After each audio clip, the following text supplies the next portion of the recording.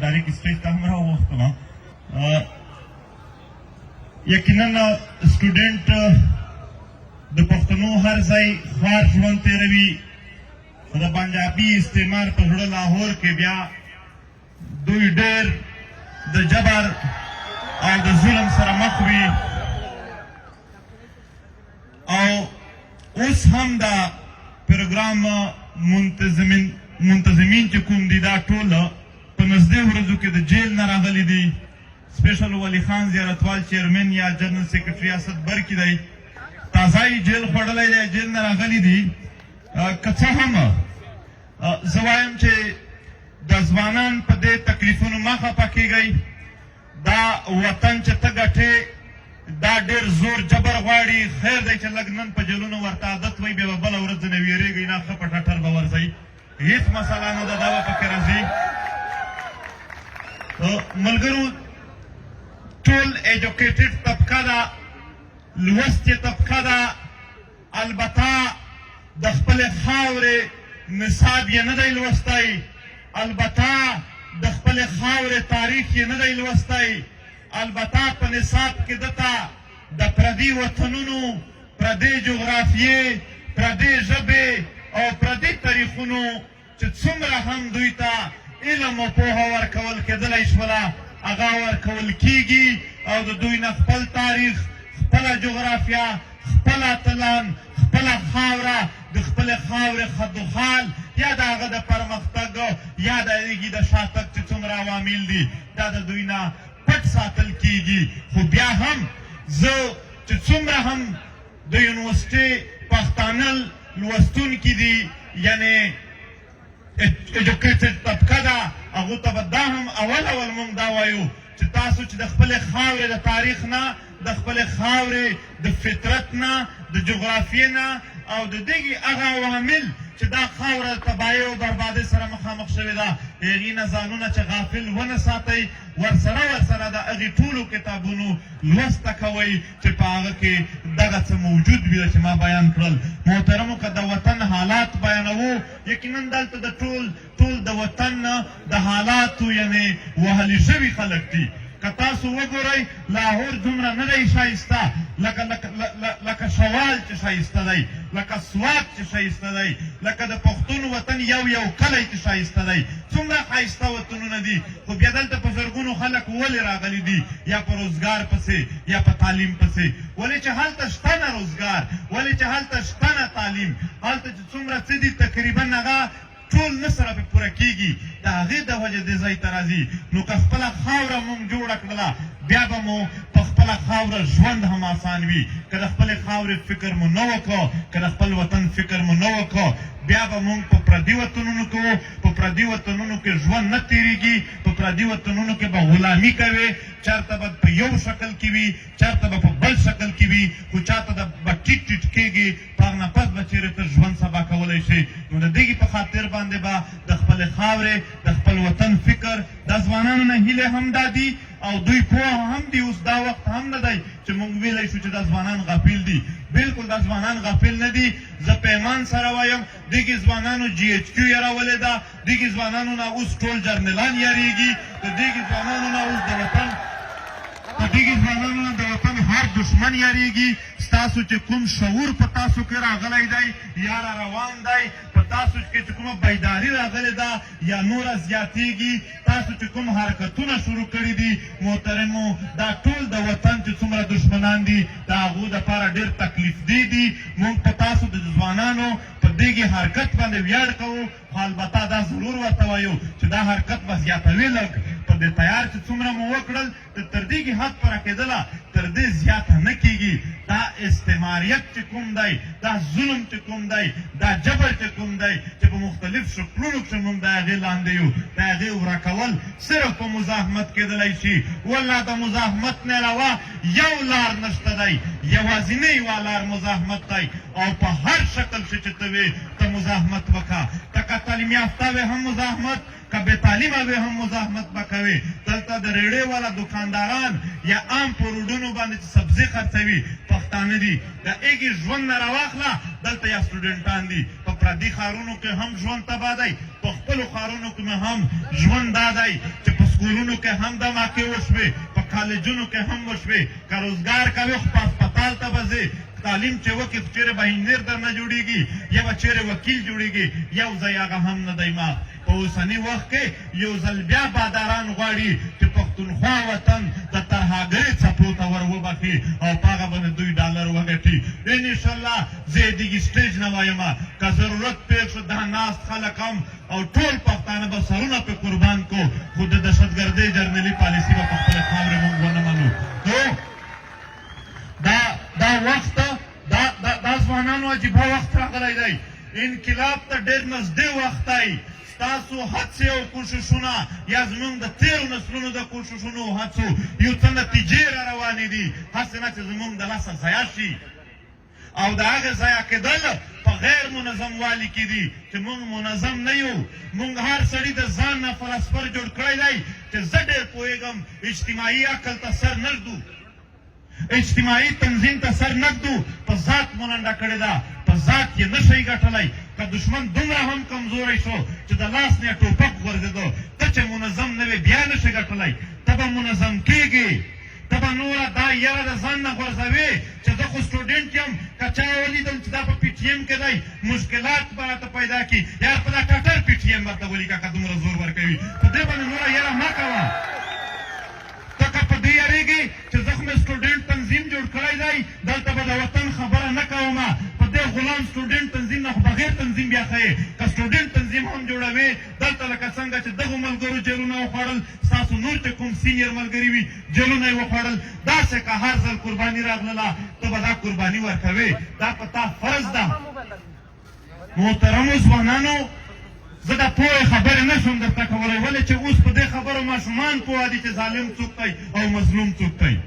په دې باندې اوس هغه یعنې چې هغه خلک چې موږ سوچ نشو کولی چې دا به د ظالم او مظلوم تمیز وکړي، ټول پې پوه دي په دې باندې. اوس نورې دا خبرې نه دي چې ظالم او مظلوم څوک دي، اوس نورې دا خبرې دي چې اوس د دغې مظلوم ملګرتۍ دپاره کوم طرز او کومه طریقه صحیح ده او د ظالم د راغورځولو دپاره کومه طریقه صحیح ده. په دې کې موږ د ډېرو روایتي طرز نه شو خپلولی. په ساینسي بنیادونو باندې به د یو داسې ډیسپلین تنظیم یعنې یو سیټ اپ جوړوو چې هغه یقینا موږ وپوهېږو او دا په یوازې په یو سر نه کېږي. دا یوازې زه نشم کولی.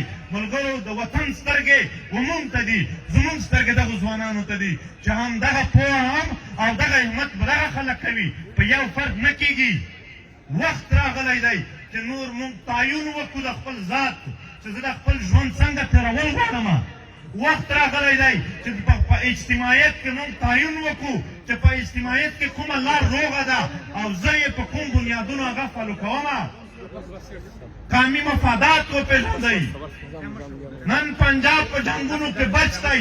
ټیک ده، دا به د جرنیلانو پالیسي وي، خو په دې کې د پنجاب د ولس هم برخه دی. د ولس یې دا برخه دی یو د پردي صوبې لیډر د خپل لیډر ونه منلو.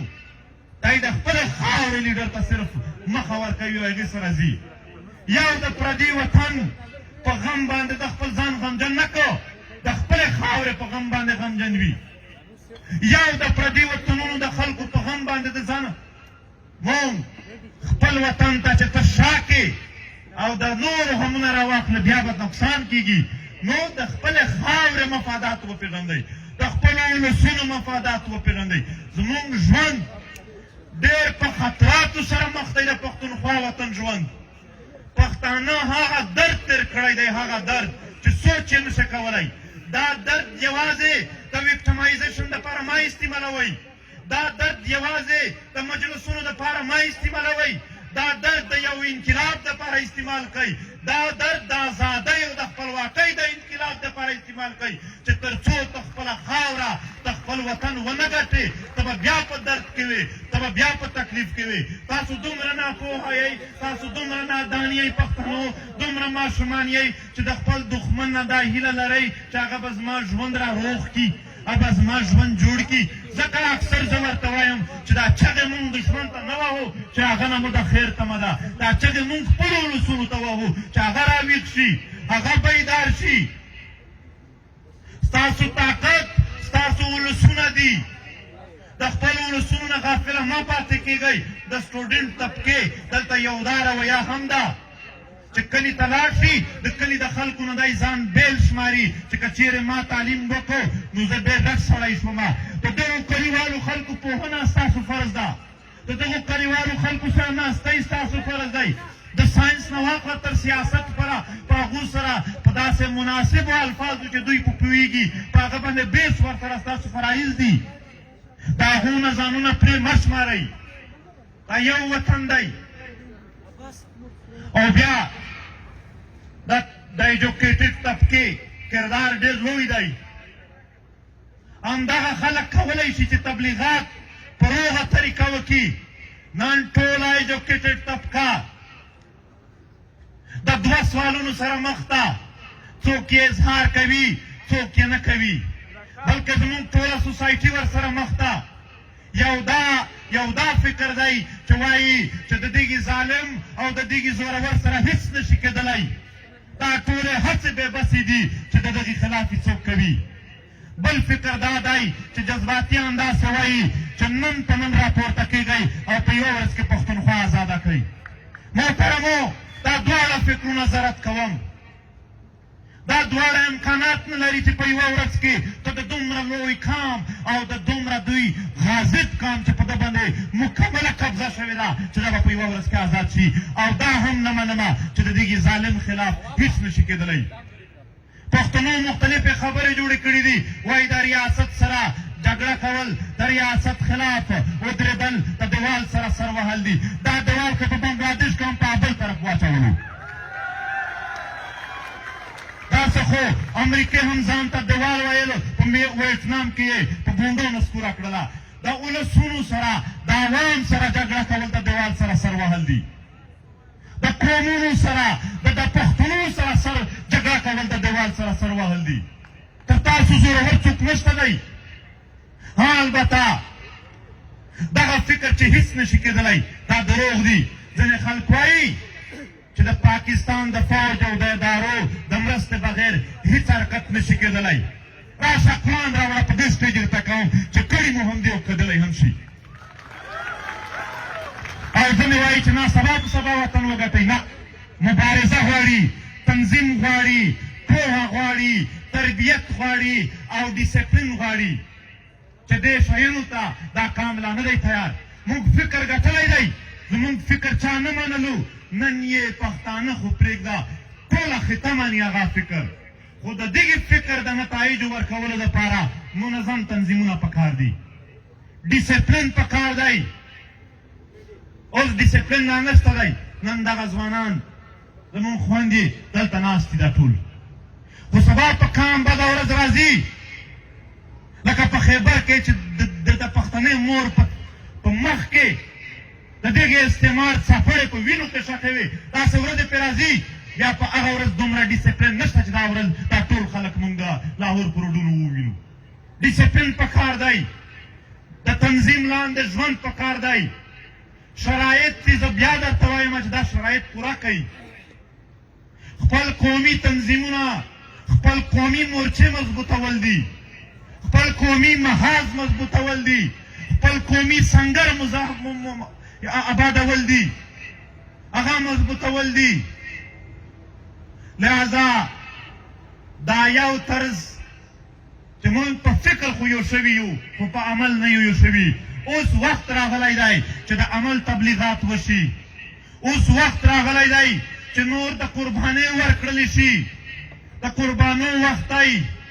ډېر نږدې وختونو کې زه حالات وینم چې په ولسونو کې غصه پرته ده او دا غصه به راپورته کېږي. او دلته د پښتون کام هېڅ تیاري نشته دی چې هغه غصه په یو صحیح لاین واچوي او کام ته د هغې غصې مطابق څه راوړي. زه وینم چې دا غصه به داسې خلک استعمال کړي چې هغې نه به پښتنو ته انقلاب نشي را، چې هغې نه به پښتنو د واک اختیار هېڅ حاصلات نه وشي. دا لوی تاریخي وخت په تاسو را روان دی او د راتلونکي نسل مجرمان به موږ تاسو ټول پاتې کېږو. پښتون قوم ډېرې موقع ضایع کړي دي. اوس وخت دی چې هر چېرته هم زموږ قومي سنګر دی هغه موږ منظم وساتو. چې هر چېرته هم زمونږ د وطن او زمونږ د کام په نامه باندې ټولای دی چې هغه مضبوط وساتو. خو دومره ډېر ټولي هم چې نه کو جوړ چې په یوه یونیورسټي کې د پښتنو په نامه لکه څنګه چې بهر ګرځېږو شل تنظیمونه ناست دي. یو کېدل پکار دي، یو ځای کېدل پکار دي. محترمو، د لیډرشپ نه چې کله هم پوښتنه وشي د پښتنو چې د پښتنو اتحاد ولې نشي جوړېدلی، دوی وایي خدای به خیر کړي، دا به انشاءالله هغه او دغه هېڅ نه دی جوړ شوی. که دا طرز وي هېڅ نه جوړېږي. چې تر څو مونږ رښتیا نه وي منلي، تر څو چې مونږ رښتیا ویلي نه وي، تر هغه به د دغو مسلو حل هم نه راوځي. نو هر څوک چې په هر فورم یی د دې دپاره هم زمینه برابروئ چې دا فکر زیات شي. تاسو په سوشل میډیا او په عام معاشره کې فعال خلک یئ. فعال معنا په ټولو بحثونو کې برخه اخیستونکي خلک یئ. دا بحثونه مثبت کوئ، د دې دپاره کار وکړئ. واقعي یقینا موږ سټوډنټ وو، نو چې څه به مو ویل هم بیا به کور کې هم خپل پردي راته ویل چې ته سټوډنټ یې، ته په دې کې څوک کار مه لره. ما په هغه وختونو کې د ملګرو سره ټوکه کوله چې په ژوند کې 3 مرحلې راځي او هغه 3 واړې مونږ د مجبورۍ په نامه د کام نه لرې ساتلي یو. اول مونږ سټوډنټ وو، ته چې د وطن خبرې کوې هغه درته وایي چې ته سټوډنټ یې، یو ځل خپل تعلیم کمپلیټ کړه، بیا به په هغه نه پس د وطن خبرې کوې. بیا چې تعلیم پوره کړې بیا درته وایي چې ورور نوکري واخله. چې نوکري واخلې بیا وایي ته نوکري یې ولې خپل بچي بربادوې، ته خپله نوکري کوه، دا مه کوه. او بیا دریم ژوند ریټایر شي، په ریټایرمنټ نه پس د پښتون کام نه مني، هغه وایي ټول عمر یې ځان ته ګټه وکړې لکه چې بل څه پلینینګ یې د خپلو ګټو روان کړی دی. په 3 خولونو کې یې ټول ژوند بند دی. یار د وطن خبره په هر حال کې وکئ، د خپل کام خبره په هر حال کې وکئ. زه دا نه وایم چې څوک د تعلیم پرېږدي، زه دا نه وایم چې څوک د روزګار پرېږدي. وایي کوي ښایسته تعلیمونه وکئ، ډېر ښه یې وکئ، روزګارونه وکئ، خو هغه مجلس یعنې هغه وخت چې ته یې نورو مجلسونو ته کوئ هغه خپل وطن ته ورکئ، هغه د خپل کام و بیس او سټډي ته ورکئ، د خپل کام و نظم او تنظیم ته یې ورکئ. نن زه وینم پښتانه ځوانان 6 کاله اول چې دا تحریک راپورته شو، هر ځای کې ما لیدل دوی ژړا کوي په خپلو محفلونو کې په خپل حال باندې. دوی ما لیدل دوی ډېر زیات سنجیده شوي وو. خو نن څو کاله پس زه وینم بیا د ځوانانو و بیس مؤسسې ته خنداګانې او ټوکې او مسخرې راننوتې دي. 3 ګنټې ناست وي، مسلسل دوی ټوکې مسخرې وکړي، د خپل وطن خبره نه وکړي. دا غیر سنجیدګي پرېښودل دي. دا شی موږ نوټ کړی دی، باید خپلو ولسونو ته ووایو. زه دا نه وایم چې تاسو په خوله خندا مه راولئ، رایې ولئ، خو داسې هم نه چې پوره 3 ګنټې ملګري سره ناست دي، د خپل وطن مثبت بیس یې نه وکړو او صرف ټوکې مسخرې وشولې. سنجیدګي پکار ده. فارغ وخت د هر انسان سره خامخا وي. په دنیا کې یو هم داسې مصروفیات نشته دی چې هغه بیخي فارغ وخت نه لري. فارغ وخت خامخا وي، په هغه کې دننه د خپل وطن فکر جوړ کړئ، په مختلفو اصطلاحاتو مستړي ځانونه پوه کړئ، په مختلفو اصطلاحاتو مه ځانونه غولوئ. دلته مختلف فکرونه لګیا دي. زه د دغې وطن د هر وګړي ژوند هلته وینم چې د وطن جوړ شي او هر فکر به هلته تا آبادولی شي چې ستا خپل وطن جوړ وي. نو د خپل ژوند هغه وخت چې ځواني ورته ویلی شي چې د انسان زړه په څه نه ستړی کېږي، چې د انسان په یعنې په اراده کې قوت زیات وي، هغه وخت کې هم که د دغې خاورې او د دغې وطن پالنه، ساتنه او واک اختیار ګټنه نه وشوله، بیا به څه شی وي. دلته د ملګرو د جیل خبره وشوه. ما د دوی سره مجلس لا نه دی کړی. موږ خپل تقریبا زیاتره ملګري تازه د جیل نه راوتلي یو. دومره سکون او اطمینان، دومره خوشحالي په ژوند کې زه په څه نه حاصلوم او دومره لوی شکر د خدای په څه نه ادا کوم لکه د خپل وطن په فکر یې چې ادا کوم. یا خدای پاکه شکر دې وباسو چې فضول ژوند د د غلامۍ ژوند تېرېدو او تا موږ ته د مزاحمت او د ازادۍ دپاره د جنګ ژوند را نصیب کړو. تر دې لوی شکر موږ نه وباسو په خپل ژوند باندې. انتهایي پرسکون ژوند دی دا، خوشحال ژوند دی. انشاءالله دا ژوند به ضایع نه وي. دا د ملګرو قربانۍ، دلته ستاسو سینیر ملګري ناست دي، هغو هم ډېرې قربانۍ وکړلې. یقینا زه خبرېږم چې تاسو باندې دلته وخت پر وخت مشکلات راځي. ستاسو د مشکلات ته موږ غافل نه یو. دا استعماري مشکلات دي. د مذهب په نامه باندې که رښتیا جنګ وي نو زما په جماعت او زما په ځوانان په دې نه زیات ناپاک بیا منډي ده، هلته بیا چا کاڼی نه ورویو چې ته یې دلته ډېره بېادبي نه دا ټکی زما د خولې نه اول ځل ووتلو چې دا ټکی نه کومه.